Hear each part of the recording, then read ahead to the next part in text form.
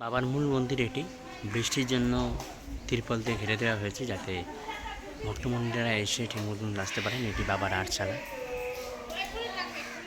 এবং সম্মুখ থেকে বাবার মুখটি যদি দেখেন তাহলে অত্যন্ত বাবার মূর্তিটি বাবার মূর্তি, প্রধান মূর্তি শ্রী শ্রী রাম লাচাতলার পঞ্চানন। যদি বাবার মুখটি দেখেন তাহলে আপনার অত্যন্ত আনন্দের সঙ্গে এদিকে নাম হলফে খোদাই করা এবং মন্দিরের ডান দিকে রয়েছে একটি বটবৃক্ষ। বটবৃক্ষে একজন সন্ন্যাসী থাকেন এবং সেখানে রয়েছে একটি, এখানে বাবার যারা ভোগ দেন বা সেবায়িত তারা থাকেন এই জায়গায়। এবং এখানে রয়েছেন শ্রী শ্রী মহাদেবের মন্দির। মহাদেব অবস্থান করছেন জটাধারী, তার নাগ অলঙ্কারে সজ্জিত এবং এখানে বাবার ধাম। এখানে নীলকণ্ঠ মুনির আশ্রম, এটি নীলকণ্ঠ মন্দির। সমস্ত বিভিন্ন স্থানের আর রয়েছেন কেদারনাথ, তারকেশ্বর, বিভিন্ন এর এবং এটি পাথরের মহাদেবের মূর্তি, সুন্দর কারুকার্য।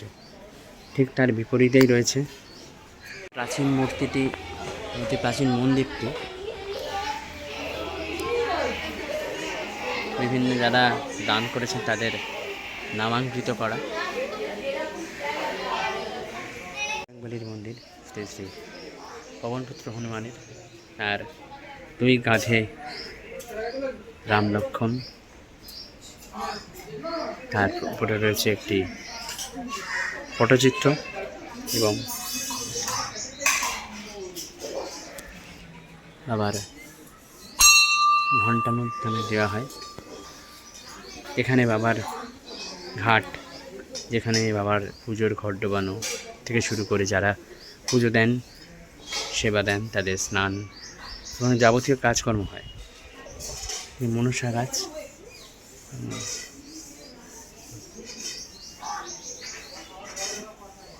সুন্দর নিরিবিলি পরিবেশ। এই পঞ্চানন বাবার মন্দির দেয়া।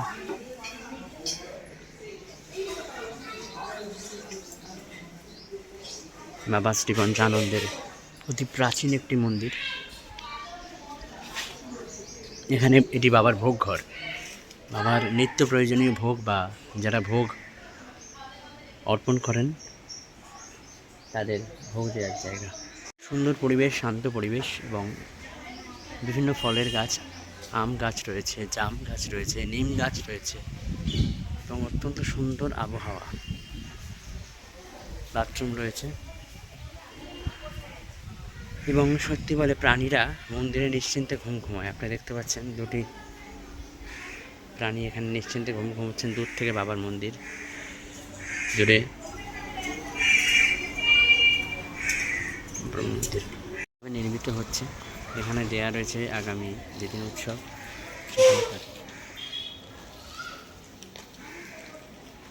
এখানে বাবার উৎসব হয় শিবরাত্রিতে, শ্রাবণ মাসের শেষ সোমবার উৎসব হয়। নীলকণ্ঠ বাবার ভোগ ভাণ্ডার উৎসব হয়। এখানে কালী পুজো হয়, মা কালীর একটি মূর্তি পুজো হয় বাবার নামে। সত্যিই নিরিবিলি জায়গা।